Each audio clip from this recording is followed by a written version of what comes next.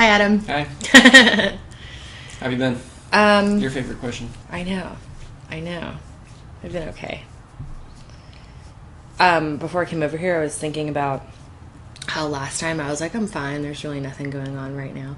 And then I was having kind of a bad day a couple days ago. Caught me in the break room with Lyra. And then today I'm also kind of feeling like everything is fine. You know?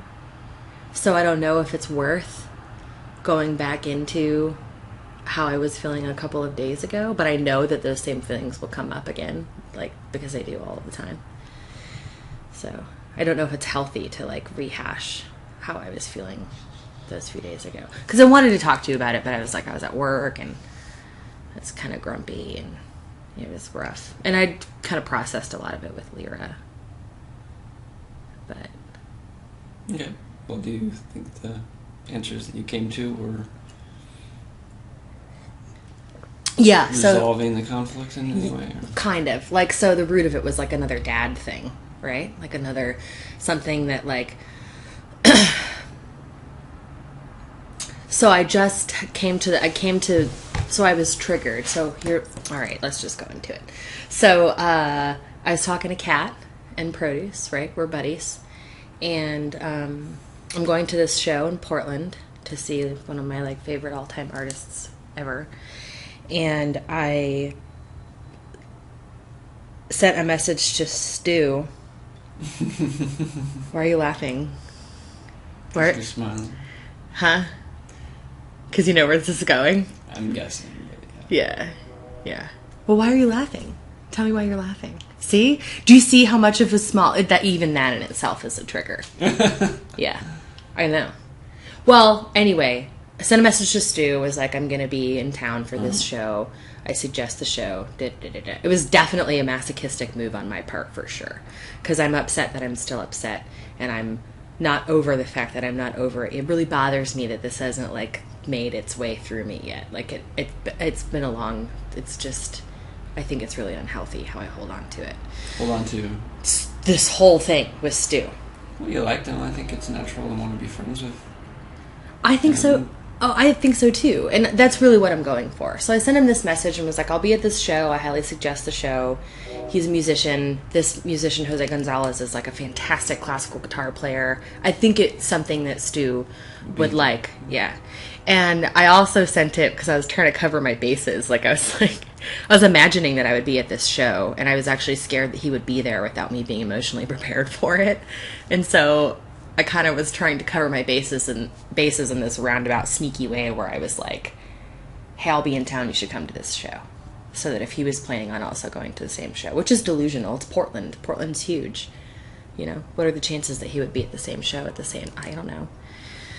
Anyway, so I was trying to sort of like prepare myself for the fact that he might be there, and if he was there, I was kind of trying to tell him that I would be there, you know, and that if he didn't, you know, have plans to go, that he should go. I was just basically like trying to force myself into this position to like deal with it, because I really would like to have a friendship with him.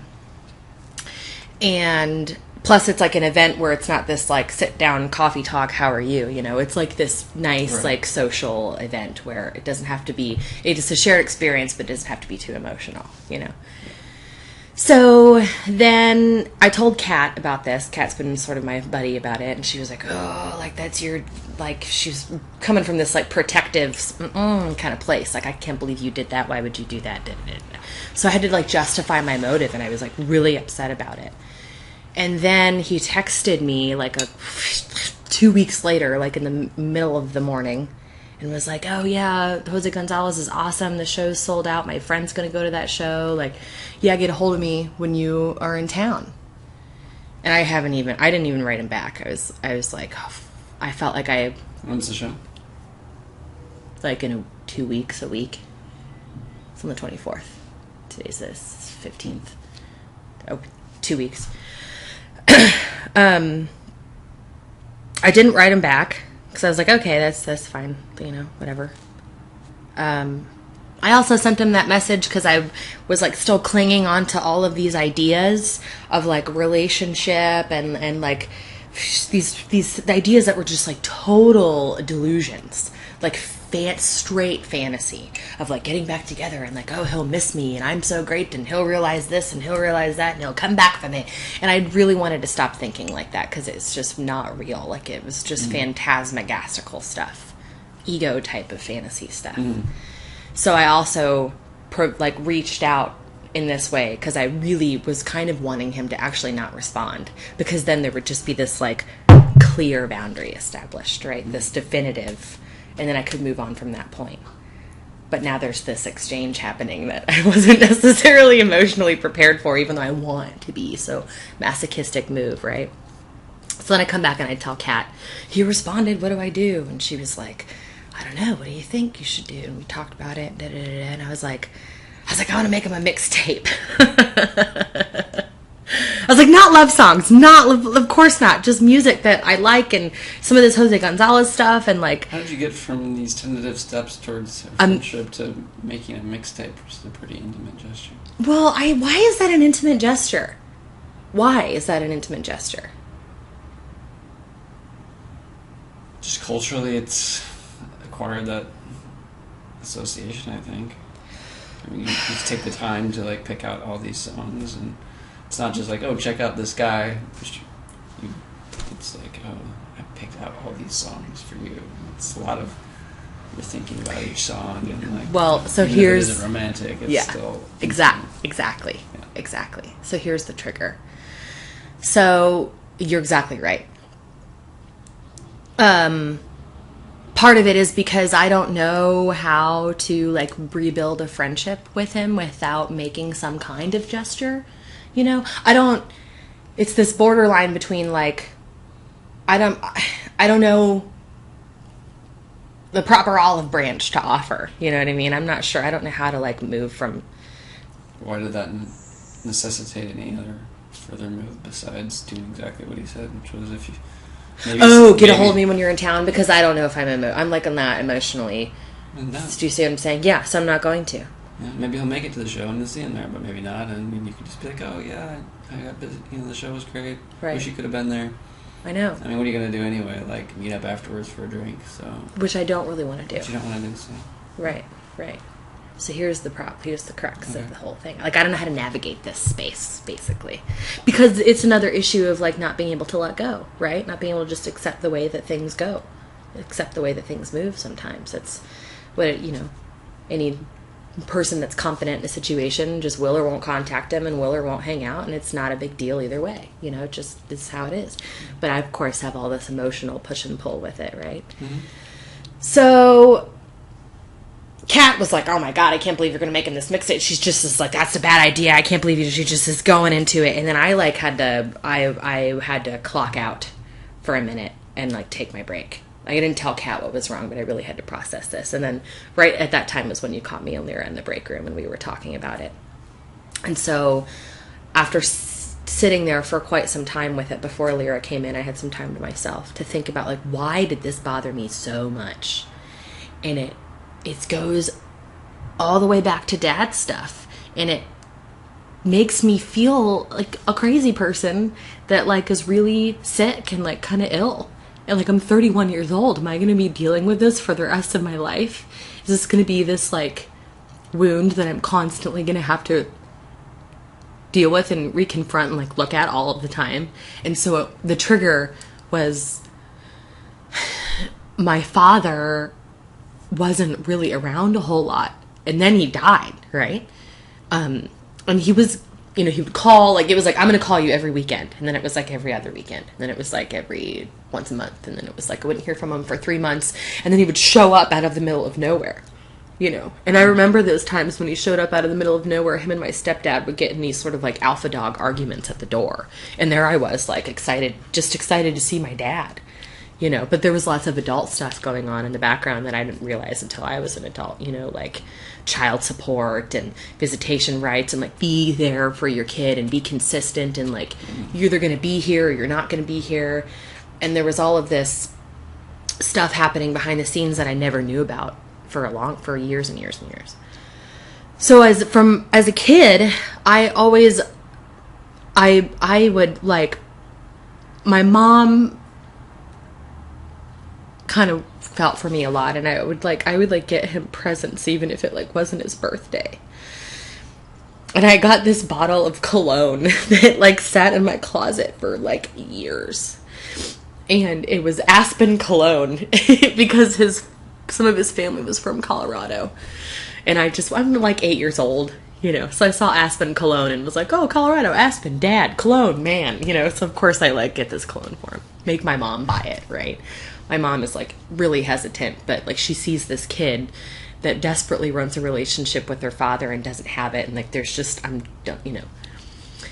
So there wasn't like, I wasn't told, his address has changed a lot. There was no way for me to like get this present and like mail it to him, right? We don't know where he is. And there was many years that I like thought he was dead. I was like, I had pronounced him dead for a long time, and then we found him again like 6 months before he passed away. Like I really thought he was gone. That's how, not for a couple of years, that's how like non-existent he was. So I had this cologne sitting in my closet, like face out in my closet, clothes and toys and stuff. And then like, here's this cologne like on display, and I'm like waiting to be able to, cause I didn't want to forget. I didn't want to forget that I had this present for him. You know, I don't want to forget to give this thing to him when he finally shows up at some point. And so that also developed into like, I want to get this present for my dad. Oh, my dad would like that. And I'm going to do this for my dad. And then I'm surrounded by all of these adults that are like, "Oh, that's a terrible idea. Your he's a deadbeat. Like why would you ever write him? Why would you ever do that? He's a terrible person. He doesn't keep," all of these things. And I remember I had to like tell my mom one time, like from the point of, you know, the viewpoint of a child, like, I mean, he's my dad. He could be a criminal and I would still love him. I don't understand why I can't write him, why I can't, you know. So it's like, so then here I want to do this mixtape, and then Kat's like, "That's an awful idea. Why would you do?" And then it was just like, there it is. And so I sat and figured that out, and then Lyra came in, and I told her all of what I just told you, and I was like, man, I don't know how to look at Stu as Stu. And I think all these men I've dated over the years, I think I'm subconsciously like looking for my dad, like trying to get my dad back. And so that's when I was like, is this just going to be an issue I'm confronting going to be dealing with the rest of my life? Am I ever going to have a healthy relationship with a person that isn't some sort of variation on a theme of chasing my father? Is like, am I ever going to be able to like look at someone as themselves with their own human story and experience and feelings and emotions, rather than just like some sort of father overlay or whatever? I don't know. So that's what I was going through that day when you were like, something's up. And I still resent all of those adults that were around me that were like, why would you ever do it? Because I totally understand where they were coming from. But like, that had such a huge, it was like as if these adults had developed their own hardness and their own, layers over the years of their own experience, and then just projected it onto me, forgetting that the love between child and parent is like really sensitive, and oftentimes at that young of a kid, it doesn't matter what your parents do. Like they're mm-hmm. these totally innocent, secure beings that you love no matter what, mm-hmm. So, yeah. So what was the resolution that you've felt that you start off saying that you didn't necessarily need to revisit this because you felt like you... Oh, I was like, I don't know if I want to go back and, talk about this because it was last week. But at the same time, dad stuff comes up all the time. It comes up all the time in all kinds of different ways that sometimes I'm really embarrassed about. I feel like it's kind of embarrassing. But you talked to Lyra and you felt better after that, and then you went back in and... You talked to Kat after that? Oh, yeah. Well, Kat and I talked about it a couple days later, and Kat was super sweet. She's really communicative and very articulate and really sweet. And talking to her about it, I was like, wow, in my head, I was like, man, Kat's such a great, solid, communicative person. Some of the things she said were great. We were at work in the produce office, so I didn't tell her about all the dad triggers. I was just like, I can tell you about that another time, because like we're at work, but like I'll just let you know it was a trigger. It has nothing to do with you. You just triggered something that is a part of my past, and it's not a part of you at all, and it's okay. And I had to like figure it out, and we talked about it, and I still haven't made that decision. And she was really good with pointing out too the other side. She was like, but Rach, it seems like with Stu, it seems like he's opening, but he's not reaching. She was like, and you, it sounds like coming from you, you need someone that's also reaching. You know, he's just dipping his toes in, you know, and whether or not, you know, it's a friendship or whatever, it just sounds like you are the type of person that needs like a lot of validation and a lot more reaching than what he's doing, you know. I was like, yeah, that's good perspective. Yeah. So Kat and I talked about it, and it was good. But I probably won't contact him when I'm there at all, out of like some sort of defense mechanism and like self-preservation, you know. So. But you want to be able to. Oh yeah, I would love to be able to, but it's scary because I don't know how to interact with. I don't know how to interact. I don't know.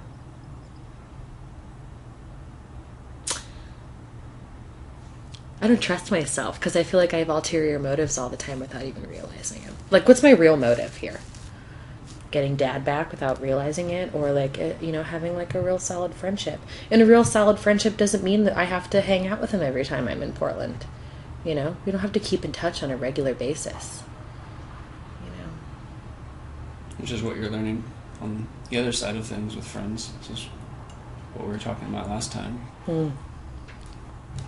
Keeping in touch on a regular basis, keeping in touch and like being around. Your friends wanting that kind of validation, and you realizing that's not necessary, and that it's a burden on you, and feeling that from the other side, and then. Yeah, I saw Jessie yesterday. She's kind of in a bad mood. I don't know if it was because of me or not, but it was kind of annoying. But do you see the pattern that you're experiencing things from the object of affection's point of view? Having friends that want a lot of validation from you or want time, and you feeling that pressure, does that help you sympathize or empathize with, like putting myself with people in like Stu, or with people that you put a lot of pressure on sometimes? Yeah. Yes, and I just had to remember that because sometimes I forget. Yeah, for sure. Yeah, sometimes I just forget, so I have to remember that I often experience both sides of it. So, but that was the trigger, and it was something I hadn't thought about in years, in a really long time. But I'm glad I figured it out, you know, because it was a similar situation like with Colin. I would like slip him little notes and stuff all the time, and slip him little gifts and like little text messages, and just like little sort of like, hey, all the time. You know, and even with Bivy, who was just like the biggest jerk ever. Bivy was like, what are you trying to wear me down? You're just trying to slowly wear me down. And he said to me once, he was like, when are you going to find your strength? You're slowly wearing me down.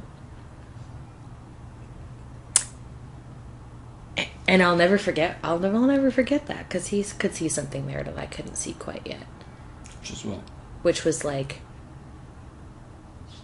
when are you going to realize you're enough on your own? Like, you're fine. You're enough. You know, I'm not your dad. I'm Troy with this, like, own identity and life of mine, you know, and Stu and everybody else. You know?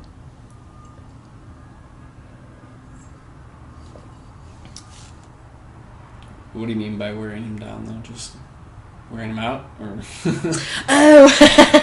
no, because I think that, like, sometimes because I treated him, like, overly well, even though he knew he didn't deserve it, and I knew he didn't deserve it. Like, I gave him more than he gave me. And even I knew I was giving more than I got in return. And he knew I was giving him more than he could give. You know, and it was little things. Like, I'd pack him lunches. I'd make him breakfast. I'd make him dinner. You know, I just was kind of like, I mothered him, you know what I mean? In some variation on a theme of that. Got him little presents here and there. Paid like acute particular attention to things that he would say, and then I'd follow up with that in some kind of pushy sort of way. Mm-hmm. And he could just sense, and that's why eventually he was like, you're just wearing me down. Yeah. Because I wanted him to see me. I wanted him to know me. And making that mixtape with Stu is the same thing. Like, I want him to know me. I want him to see me. But it's because I feel like my dad never knew me and he never saw me.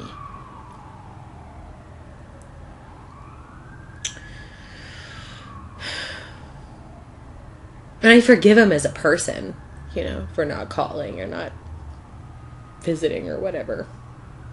He had his own reasons that I'll never know about. And Dean, like, my God, what a cool, you know, person to come into contact with after all these years. His childhood friend. It didn't really give me any, like, concept of, like, you know, Christopher Abrams the man, but...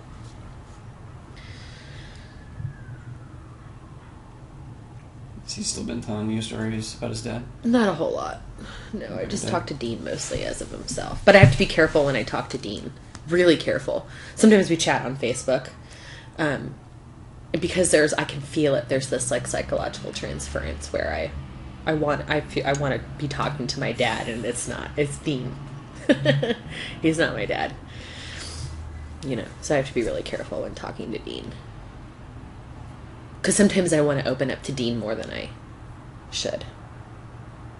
You know, he's a grandfather. He has kids and grandkids and a whole other life. And what do you... Huh? What do you try to get from him that's inappropriate? Just some kind of comfort, you know? I, like, feel like I've been mourning my dad off and on my whole life, and so, like, here's this person that just found out and was also mourning, so, like, we could mourn together, you know? So it was, like, someone else to be sad with, because I feel like the sadness is just by myself now. Nobody else misses him. Nobody else thinks about him. And, Ona's sister Mick posted this really cool thing on Facebook, and it was cool. It was Anne Lamont, and it was like, you know, 10 things I've learned now that I'm 60 or whatever, you know. One of them was about getting older and watching and if you experience your friends and family and when they die. And one of them was like, you may experience, you know, a nightmarish homesickness that will follow you the rest of your life or something like that. But the way that she put it was perfect. And I was like, oh, somebody else has that yearning and that pain for someone that they've lost, you know, a parent or a sister or whatever. You know.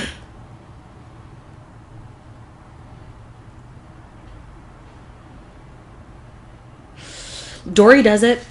You know, Dory lost her sister. Dory's sister had cancer. And Dory and her sister are 2 years apart. And Dory's sister died when she was 20. Right? And Dory, you know, a lot of times in the way that Dory interacts with me, my roommate, and with the other roommate, I can tell that she wants this, like, sister. You know, like she's sort of this transference, like with the sister sort of type of thing. You know, she still gets really sad over her sister and cries over her sister. And I can tell in the way she interacts, she, like, this is her sister and wants a sister. You know? So I know I'm not alone in this whole thing, you know? But why is it still hard? I don't want it to be like this anymore. You know what I mean? This whole, like, woo! It feels good to cry because it's dramatic and... You know, and it's this thing, you know, crying isn't so bad, but why does it, like, have to just take over so much still, 15 years later, you know? I'm asking you. I've been asking myself that for a long time. Was it always going to be this way? No. How long it takes is up to you. Could take a long time. it could be not in this lifetime that you get over it. But yeah, because it's gone. It's coming, and you're making small steps every day. Yeah, it's gone away. Sometimes it's gone away for years. Where I was like, oh, I don't really feel that anymore, and then it'll come back. Like something somewhere somehow will trigger it, and it'll take me a while to figure it out.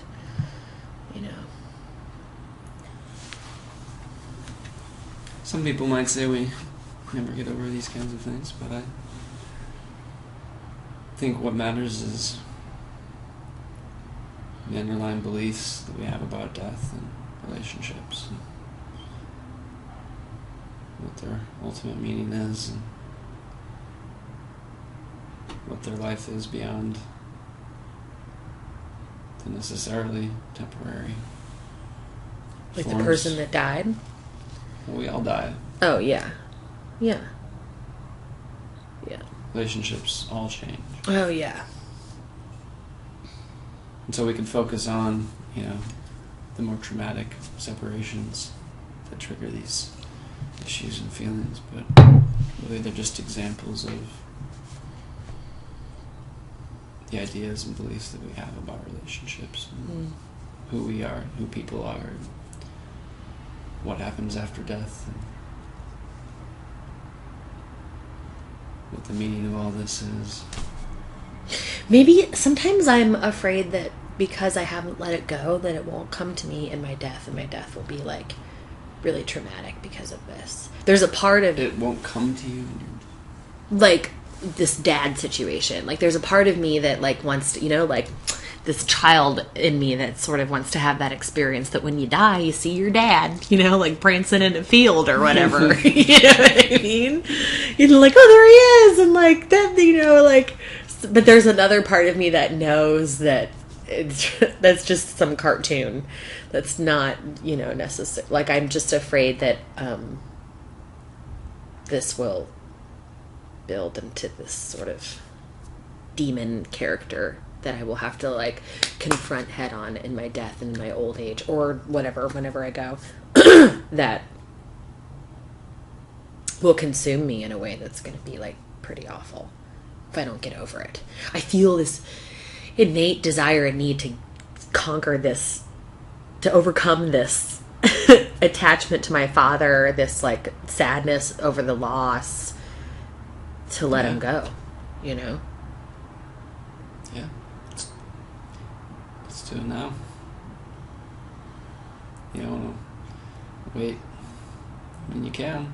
Yeah, but what does infinite time in the universe? Right. There's no pressure. You're not going to be cast into eternal cycles of hell or samsara. Right. But since time is infinite, why not start now? No better time. But what does that even look like? Like, what I've asked you that before with other things, Well, you are. I don't mean to imply that you need to make some grand gesture to prove that you're right. working on this, but you are working on it. Yeah. But where I was going with this was, my approach tends to be existential. Exploring these personal questions, yes, within a framework of philosophy, of questions about metaphysics, what's beyond, what do things ultimately mean. Not right. that those things can be ever inscribed in any permanent way. Right. But just framing those personal questions in those terms, because like you said at the beginning, like why rehash personal stuff? Well, we can get over the individual manifestations of disappointment. But like you said, they just keep coming up right. in different forms. And so, okay, you finally let this person go, then the next person comes along. And maybe this will be the time that I really get my expectations and desires fulfilled. Yeah. So ultimately we have to look at what those desires are. You have a good idea what those are now. Yeah. But why? And why they're there. But what are are there alternative beliefs? Are there ways to get to a larger consciousness that doesn't have these very specific expectations of people and life, and can embrace things in a way that isn't always dictated by the same narratives. And so we have to look at the way these narratives that you're weaving are related with larger metaphysical narratives that you've maybe embodied and subconsciously hold on to. Not just about your dad, or about dads, but about what it means to be alive and what a relationship is. I know, and I've been thinking about that a lot lately too. I have,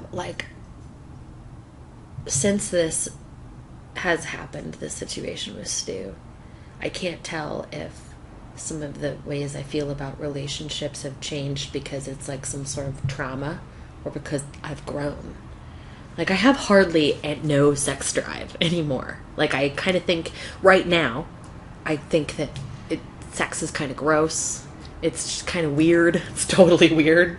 I've watched porn and I've just been man, this is so weird. I've looked at it objectively and I've been this is crazy. This is the weirdest thing. And then I kind of get grossed out by it. And then I kind of think about the spiritual exchange that happens, this energetic exchange that happens when you have sex with a person, and I'm just I can't, that's so dangerous. I can't believe I ever messed around with that. I can't believe I was ever so promiscuous. I just have this,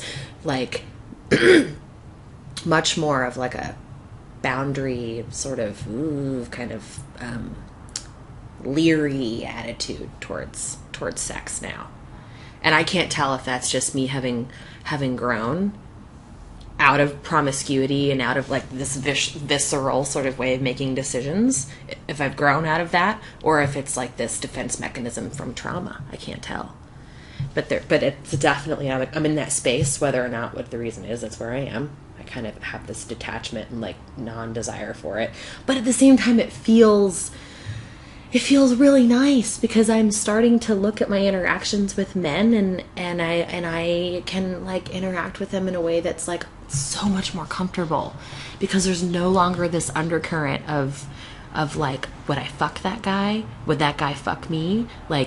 Is he fuckable? Am I fuckable? What does he look like when he's fucking, all of these, there's no longer that running all of the time in the background when I interact with men. And it's just it's almost this weight has been lifted, where I'm I don't have this lower level desire to, I can come to them of myself rather than of this sort of passionate kind of grindy sort of feeling,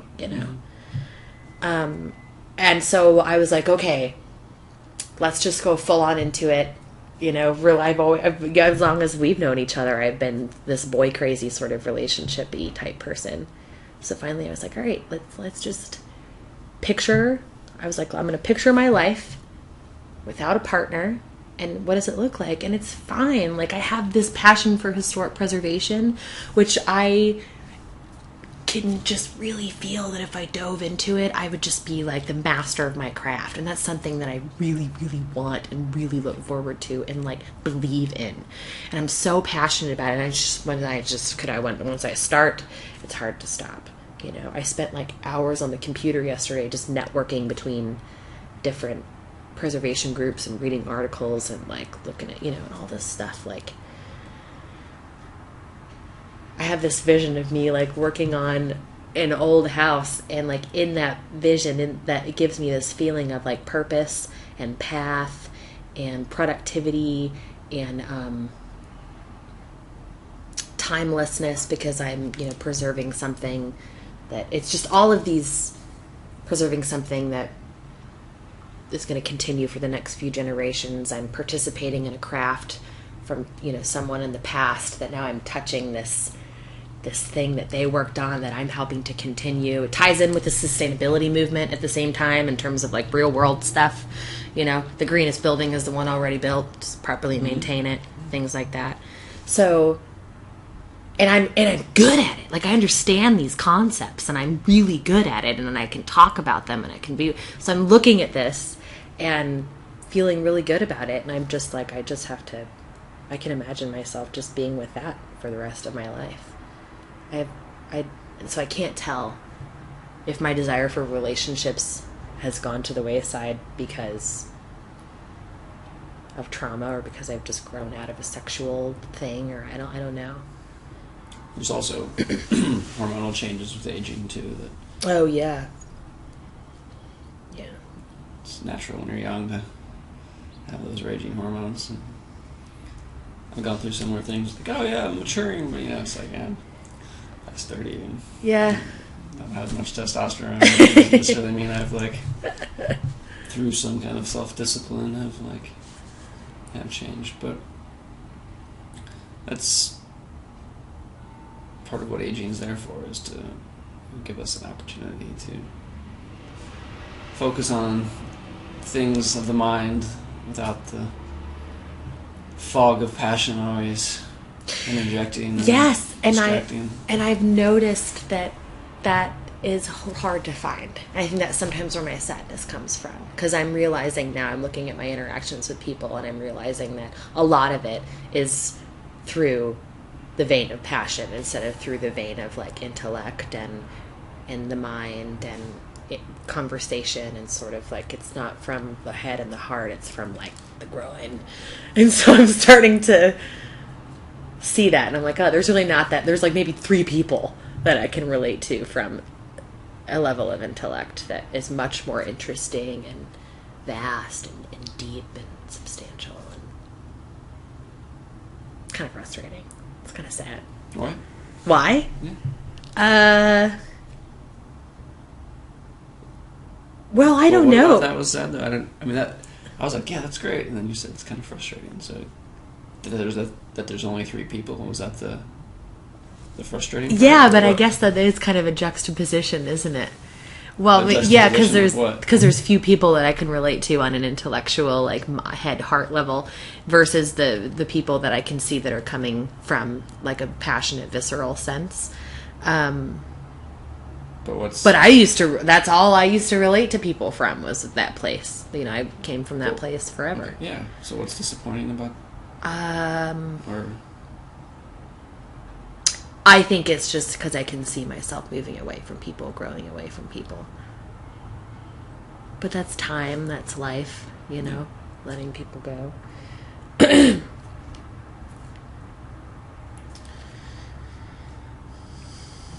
were you expressing that you were frustrated that it's only 3 people? That you're realizing that it's so many of your relationships are not up to that? Yeah, 3, like, sort of, like, not, 3 in terms of just trying to express how little the people are, how small of a number it is, not actually 3 people, right, but just few people, right.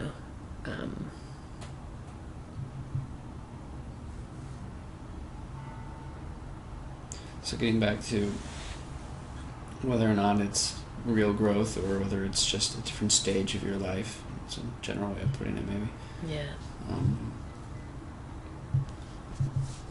Assuming you did follow that vision of yourself, living a fulfilling single life, focusing on your higher passions, we'll call them your vocation, maybe, and that you're framing your relationships maybe in terms of these higher goals, which is great. But at the end of the day, as in the end of life, when you are confronted with those visceral attachments, are they just muted and in the background, or are they actually conquered? And that's what you're that's the same question. That's the same question I'm asking right now. At the end of life, there's not going to be any historic preservation anymore. No, yeah. Because you can't preserve everything forever. Do you mean, are you talking about like in the physical life, like when I can't climb up on ladders and, do stuff anymore, and I'm like in retirement and I have to confront new ventures? Or are you talking about, like, on my deathbed? The whole thing. Yeah, it's just part Like, of life. what about when this path ends? When this I'm just saying, relationship ends? It's common for people to... You also mentioned trauma, of it being a kind of like defense mechanism. Yeah. You know, that's a way of framing something that's quite natural, which is, you know, when you experience pain, those impulses tend to find new avenues. Like, oh, this avenue is blocked. It causes me pain. It doesn't bring fulfillment. Mm-hmm. What's the question? I'm not asking you a question. I'm just perhaps describing a whole series of stages and questions that you will have to confront, and at what stage you want to confront them. Because while it's great that you're moving on, or perhaps thinking about moving on and just not dealing with the more visceral, personal, emotional side of relationships, which I think is great, and it is a sign of maturity, and I'm not trying to say it is just a defense mechanism, because those things that are defense mechanisms are also ways that we grow and ways that we establish a new ground and base. We focus on the things of the mind, and that the mind can be a gateway to what you might call the metaphysical or spiritual, things that are more broad and universal. But my point being that the things of the mind are also temporary. Even if you're unable to get up on that ladder and do historic preservation, you can still like think about it and talk about it, and that's part of your passion too. Right. But even those things are temporary. Right. And so that attachment is still there, or can be still there underneath our more elevated but still passionate pursuits. Because passion is not just about sex, it's about relationships. It's about our relationship to the universe and to yourself. So transcending passion is not just about moving it into the mind, which is definitely a step forward, but ultimately that deep down, that visceral, almost sexual attachment that we feel, that I liked your gestures and your language for the way that you were, because it is this stewing, this this intertwining of our energetic tentacles. With the stuff of life. And that stuff of life can be elevated too. It can take on a more civilized veneer. Right. But there's still that knot there. And in esoteric terms, like there's a whole hierarchy of knots that we have to untie. Oh yeah, they talk about that in Vipassana too, a little bit. Yeah, and in Buddhism, though, there's a little bit more of an emphasis on kind of cutting the knot. And severing it from. Right, severing it. My approach, which I think is necessary with anything psychological and any approach that tries to help us grow in our attitude with life rather than just our ability to detach, which is important. But you also have to be able to have relationships without attachment, be able to connect and have meaning and have purpose without being attached. So it's not just about cutting those knots, right, but untying them and tying them into a thread of existence that transcends this life and this person, Rachel, and her particular passions, and seeing how those things tie into the larger fabric, not just of... I mean, it's one thing to historical preservation and how that, I mean, that's part of your passion. It's seeing how it ties into the continuity of history. Right. Which is great. But ultimately, where does that end? Eventually the Earth is going to become incinerated and the sun expands and nothing lasts forever. Oh, I know that. Yeah, nothing lasts forever and you can't save everything. So that's Buddhism, right? Yeah. But but that doesn't mean that it's all just for naught and that it is just for these personal experiences that they're then going to disappear. What is the ultimate meaning and what does last? The soul. Which is what? I know, that was my next question too. Well, what I wanted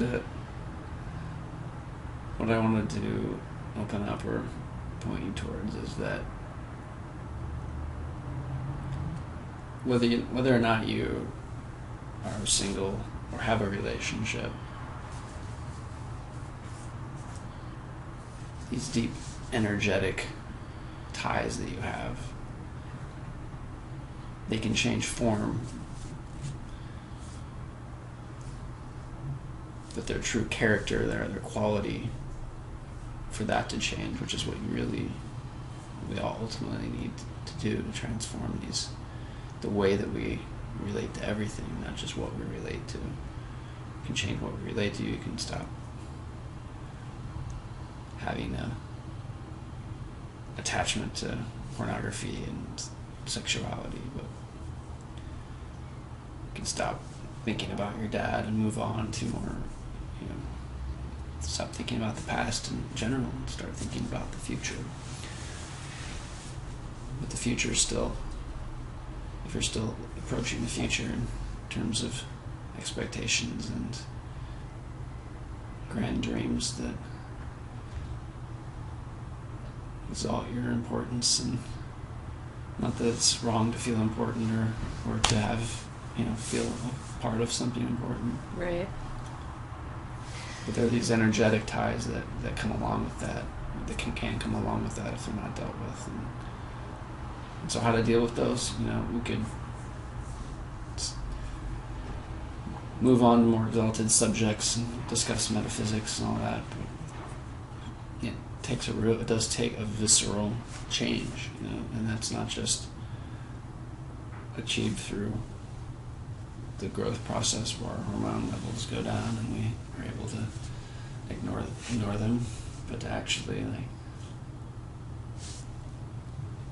bring them into harmony and integrate them with the mind, so that we can have that orgasmic bliss that we all deserve and want, because it is our heritage, and it is that search after the orgasm that animates our youth. And then it is common as we age to there's certainly people like Hugh Hefner that keep it going in the drugs nowadays.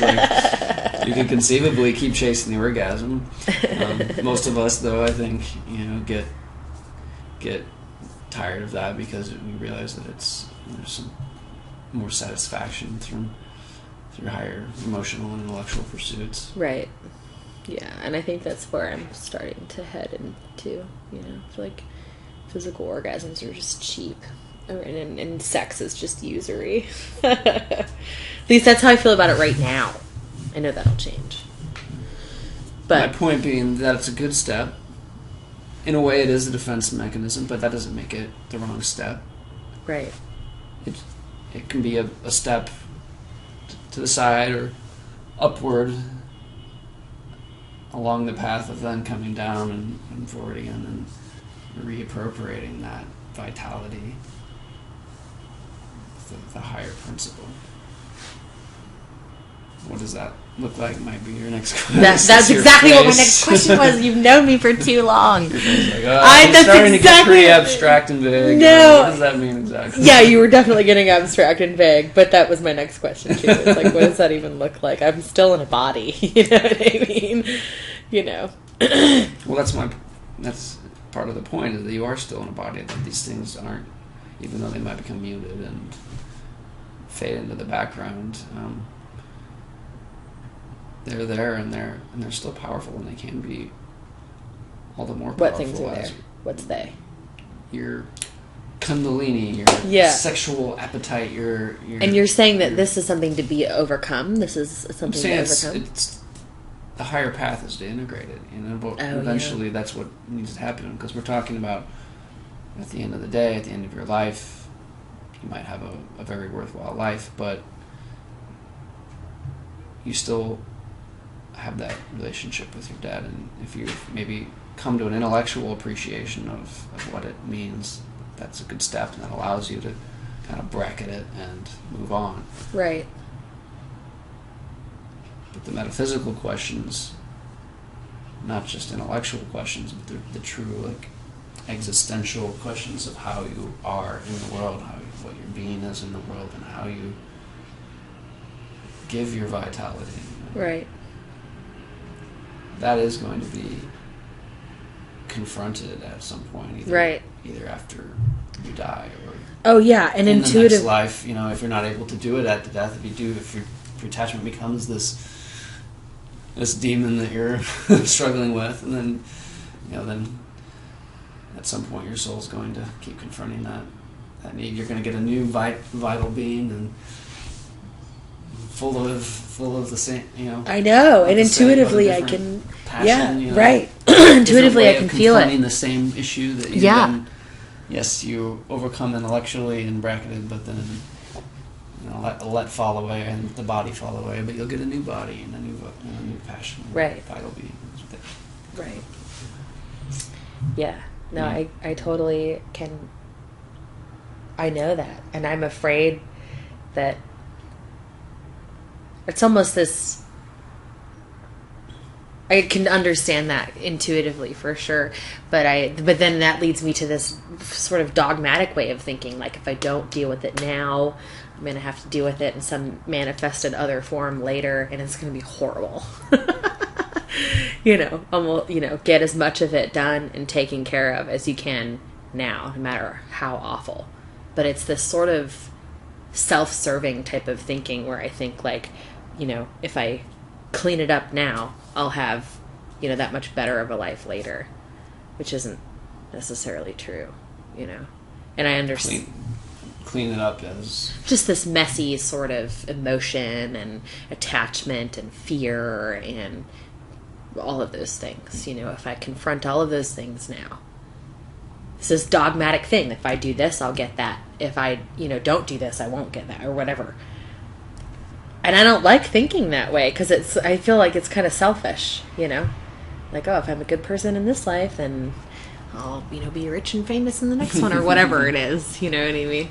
And that dream that I had during Vipassana, where I was like, I can go anywhere in my mind. I've been thinking that dream was so effective. And I've been thinking about that ever since. And that was in January. It's April now. April. It's April. I'm understanding how many unfathomable places that I can go in terms of the soul, because it's eternal. And I'm willing to go anywhere, but I also understand that anywhere may also include some incredibly difficult, horrific places. And am I able to go to those places and learn from them and listen to them and hear them and work with them and be with them in a way that serves whatever purpose it has, Has it been an hour? It's probably been an hour. Well, it's been close. Yeah. Sorry. No, you're fine. And I think we've talked about this before too, And last night, Star Trek episode was great. It was another one of those episodes where it was like, ew. The one before that was cool, but there was two of them that I've been thinking about a lot lately. The one was the one where they go into chaotic space, and Chakotay was in the hologram, and on the holodeck, and he was having this boxing match, and then the beings that lived in chaotic space accessed this recessive gene that Chakotay had that was like the crazy gene, where you hallucinate and talk to things and whatever. And they were able to access that gene inside that gene inside Chakotay, and then he was able to communicate with them, but he was like going crazy. He was like, no, I'm going to be crazy. I'm going to end up like my grandfather. I'm going to be a crazy old man. And he had to go on this vision quest and like overcome the thing that he most feared, which was becoming a crazy old man, quote unquote. And in the very beginning of the episode, like Boothby is his like boxing coach, and he was telling him like boxing isn't about hitting the other person. It's about getting hit. It's about overcoming your own natural human desire to not get hurt. And I was like, ooh, that's a foreshadow for like the whole episode, right? And then throughout the entire episode, Chakotay like is battling himself, basically. Like he's coming up against his own fear, and like and unless he overcame his fear, like the whole crew is gonna die.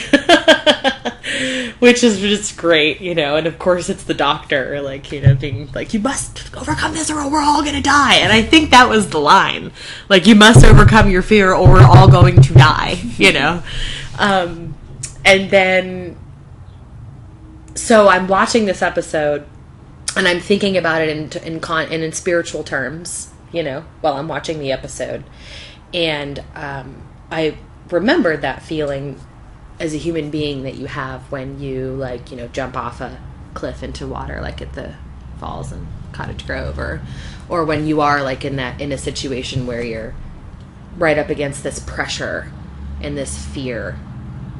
But what it feels like when you just go into it, it's almost more work to run away from it than it is to just go into it. It's more work to not get hit than it is to just get hit.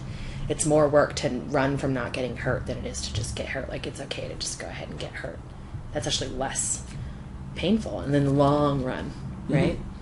And so and I'm realizing this as I'm watching the episode, which I thought was really cool, which gave me hope for my own life, And then right in that episode is when he comes up against the chaotic space character. Kid Chaos was his name in the episode, and then they communicate about how to get out of chaotic space, and then Chakotay has to come up and man, I was so into that episode. So they give him this formula for getting out of chaotic space, because geometry and time and space and physics is all we fucked up, so they and they keep telling him, you have to get out through this like 18th Fissure trajectory of the third whatever, and they're like, what does that mean? It's some kind of alien mathematics geometry, we don't know, how do we figure that out, we're only human. And the chaotic space beings are like, we're too strange for you, we're too complicated for you, you need to get out or you're going to be destroyed. And Chakotay's like, he's finally like, I understand. And every time he says, I understand, he like gets hit, the alien punches him, but he's like, he's okay with being hurt, and he's okay with being hit now. And so because of that, he can communicate with the alien, and they can get out of this space, and they're all going to live. So then he gets the like formula in his head as to how to, their systems and chaotic space and how to make it work. And he like runs up to the bridge, and the doctor's like, he's hallucinating, like take him out, like take him down, like get him out, take the cortical stimulator off and get him out of, and he's like, no, like I'm the only one that can do it, and then he goes over to Ensign Kim's station and is like doing all these crazy mathematics and deflector dish space Star Trek talk, which is great. And I'm like at the edge of it's like I'm like at the edge of my seat even watching this. And then Janeway's like, what are you doing? And he's like, I'm the only one that can do it. And she's like, stand down, Chakotay. And then Ensign Kim's like, I'm blocking him out. And I'm like, no, he's you're all gonna die if you don't just like.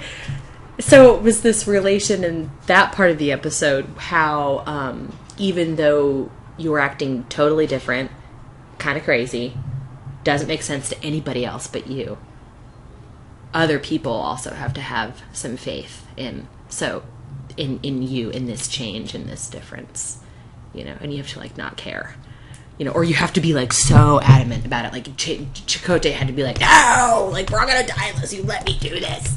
And Janeway could see that he was like possessed by these creatures and he was in contact, and so she was like, let him do it. And like at the last minute, because it's Star Trek, he gets him out of chaotic space. But God, it was such a good episode. But yeah, one of those Star Trek episodes that is a metaphor for life. It was a good one. But yeah, I'm afraid to get punched in the face. That's what it is. I'm just afraid to get hit. Well, that was a good example of what I think I was trying to get at, struggling to get at, which is, and also I like that you first were talking about the dogmatic belief that if you did this, then this will happen, and then it's all up to you. I like that you led into just surrendering to this process that's going to happen, whether you do something or not. It's all about how you. It's all about your attitude towards suffering, and we can focus on the things that cause us less suffering, and that is a form of learning, and it is part of the path. But ultimately, we have to confront what is suffering if we don't want to be back at those same conditions, because we're not always able to control our conditions. And ultimately, those conditions the ultimate conditions are psychological, are inside of us, and those we can't control. We can focus on things that are healthier and have healthier habits, and that's good, but those very deep-rooted beliefs and fears that we have that need to be overcome if we're going to truly be free, not just separated from attachment, but also able to connect and live and save our friends without attachment. Getting back to Star Trek, I think that was what you and Chad and I were talking about, where Riker was. I was trying to remember that Riker when he went after Picard episode where he had to kind of let Picard go in order to save him. He had to kind of let go of his attachment in order to save everybody. When he was put in charge, when Picard was assimilated. Yeah.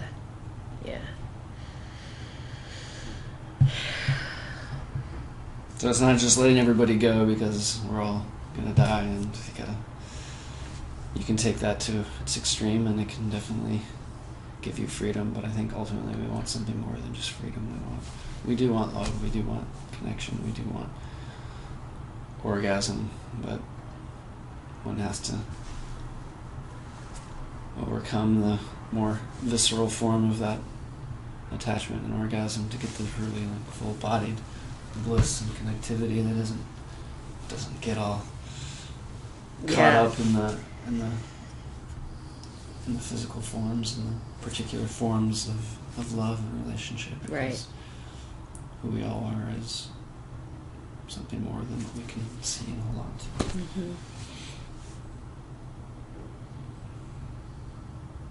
Yep. I totally agree. So, and therein lies the test, or the experience, anyway.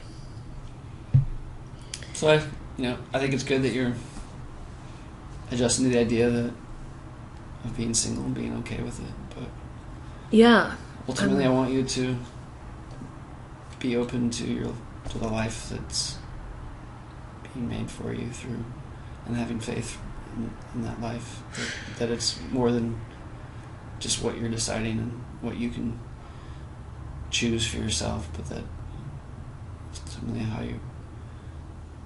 you take that punch, how you're able to be open to everything that life has to offer, and not expect or not alter your expectations to not be disappointed, but to just truly look and see and actively find meaning in everything. Oh yeah, I do that a lot. And it's interesting because remember when I came back from Vipassana, I had finally come to this realization. You're like, I've been waiting for you to say that for years. Or I was like, oh, I realized I have this huge opportunity, you know, because of all these setbacks they're not setbacks, they're opportunities, you know. And I was so confident in that belief after being in Vipassana, because I'd sat with it for like 10 days, you know. And I haven't sat with it in months. Well, there you go. I know. I won't say it again. I know. And, you know, I have my meditation cushion out in the center of my room. It's the same thing, like with guitar, you know. It's just one of those things that I don't do. It's right there. It's there. I'll use it eventually. Yeah, when you see the utility of it, it took me many, many years before I started seeing it as like, oh, like I can just sit there and actually get into this blissful state. That actually is something attractive. It isn't just a means to an end. Right. Have some expectation for it, but it actually is an enjoyable activity, a meaningful activity. Yeah. And so much of the meaning of all activity comes from just having the right mindset and intention. So practicing that is practicing everything. Yeah. Well, I'm thirsty. Thank you. And I have to pee. That was good.